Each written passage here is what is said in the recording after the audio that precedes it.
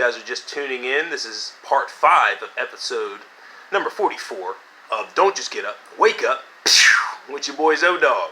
Alright, let's get it crack-a-lackin'. I may do a part 6, so I know you guys are intrigued. But look up this gentleman on YouTube, BuzzFeed Multiplayer, 6.2 million views 1 year ago. Roswell's bizarre UFO crash is what we're watching now. It's a 28-minute, 50-second video. We're not going to show the whole video here. I'm just going to show you guys a good chunk of it so you guys can get intrigued and do your own research. That's the purpose of the show. Question everything, alright? Boom, let's get it cracky. Forced to recant his statements about UFOs. The military also reportedly threatened locals to keep quiet, as well as ransack their homes for remaining crash site materials. This is corroborated by the testimony of the foster daughter of Colonel Hunter G. Penn, an Army Air Force officer who supposedly admitted to his foster daughter that he was tasked with enforcing a, quote, information blackout, end quote, with a focus on the little bodies.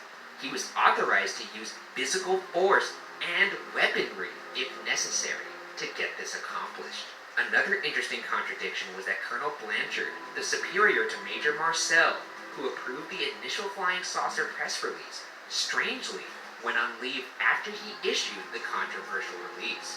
However, according to Lieutenant Colonel Joe Briley, who was a staff member of Colonel Blanchard's, the reported leave was actually a cover-up to allow Blanchard to coordinate a cleanup operation of the crash site. I mean, if he fucked up and was like, yeah, it's UFOs, and they were like, no, it's not UFOs, you stupid piece of shit. We'll fix your mess. Why don't you take a little time off? Why don't you leave? Get your shit together, get your life together. Yeah, why don't you leave so people could look at that later and be like, why did he leave after he makes this weird announcement? I don't think they care, again. I don't think I mean, they should care if they're people who concentrate on details. That's what I'm saying. Perhaps the key contradiction is the photo taken in General Ramey's office of the supposed crash site materials. A sealed statement, apparently written by Roswell Army Airfield's Public Information Officer Lieutenant Walter G. Hott, which was only to be opened after his death, claimed the photo taken in Ramey's office was a hoax. Hott wrote that the actual crash materials were substituted with weather balloon materials, and then photographed with Marcel, a fact that upset Marcel. Just to hammer home the possibility of a cover-up, a man named Ben Gaines was a personal pilot to then Major General Lawrence C. Craigie, the chief of the engineering division at Wright Field, the Air Force Base commonly thought to be where the UFO and aliens were transported and housed. According to Gaines' testimony, he flew Major General Craigie to Roswell to examine the crash wreckage, and after a few hours, flew General Craigie directly to D.C. to meet with President Truman. A few months later, Craigie assumed the position of Air Force Chief Director of R&D, and perhaps, influenced by what he saw at Roswell, founded Project Sign, the first official investigation of UFOs by the U.S. Air Force. You know, maybe you got there and said, this is obviously a weather balloon. A UFO wouldn't do this. It's not what UFOs are like. And they were like, this guy knows a lot about what UFOs aren't. No! Yeah. No! You don't... This guy's got a good eye for what isn't a UFO. So you're saying they send someone out in the ocean and be like, oh man, I didn't find Godzilla out here. We should start a program about finding out about Godzilla. I mean, clearly he's got a good eye for detecting what's not bullshit. Now that we've established the cover-up and timeline, let's quickly go over some of the controversial and fascinating details of this theory, starting with the reported alien bodies at the scene. These supposed witnesses are consistent in their descriptions of the bodies as short in stature, maybe 3.5 to 4 feet, with large heads, large eyes, only holes for a nose, and a small slit for the mouth. Numerous military officials have claimed to hear secondhand information of the bodies or even see the aliens for themselves. To name a few, there's First Lieutenant and Public Information Officer at the Roswell base, Walter G. Hott, retired Brigadier General Arthur E. Exon, and Tech Sergeant Herschel Grice. Moving on to the spacecraft. According to Sergeant William C. Ennis, he was at the time a flight engineer of the 393rd Bomb Squadron, stationed in one of the primary receiving hangars for the debris, called Hangar P-3. For years, Sergeant Ennis denied the crash, writing it off as a weather balloon, like the rest of the military. However, in 2008, Sergeant Ennis changed his tune, admitting, quote, "It was a spaceship. After all these years, I still don't know how that ship flew. There was no engine. Before I go, I'd like to know." End quote. Before I go, I gotta know how that ship flew. Was he on his deck? No, but I'd like to imagine him, like, talking to his grandson. Yeah. The ship had no wings, Jimmy. Jimmy, I think that ship was bedeviled.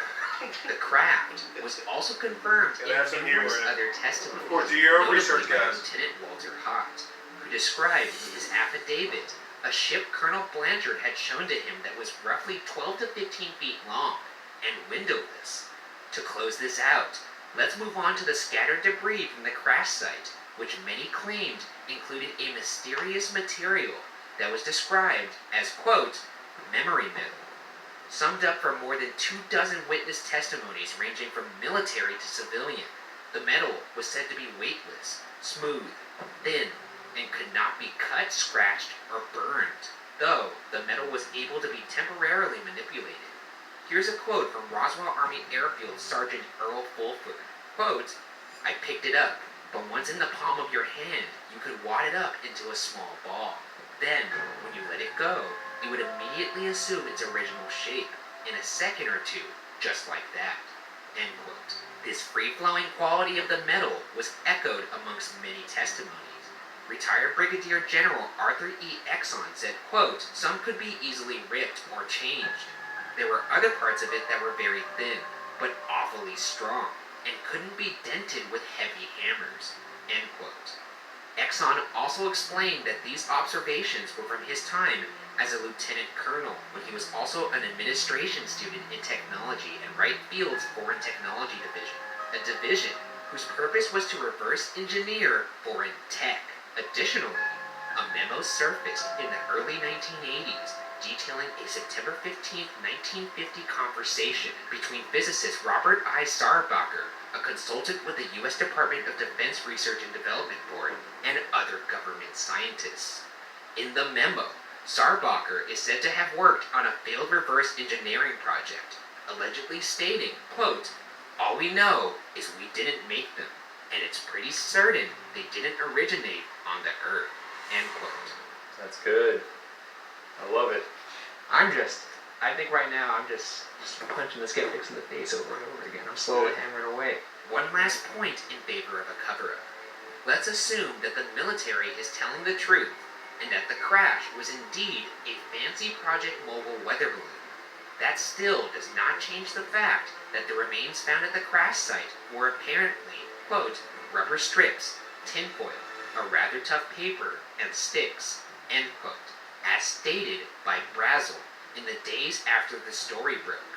The military has never said Brazel's description was inaccurate, and you can even see these common items in the photo in Ramey's office. So let's assume these were in fact the items found at the crash site, and forget about the allure of the seemingly high-tech Project Mogul balloon. With that in mind, let's return to Major Jesse Marcel, the intelligence officer tasked with evaluating the crash site. Marcel pointed out he was well versed in, quote, all materials used in aircraft and or air travel, end quote, and was also a graduate from the Army's Air Force Training Command in radar technology. How could this man mistake rubber strips and tinfoil for parts of an alien spaceship? Perhaps the answer lies in a quote from Marcel himself.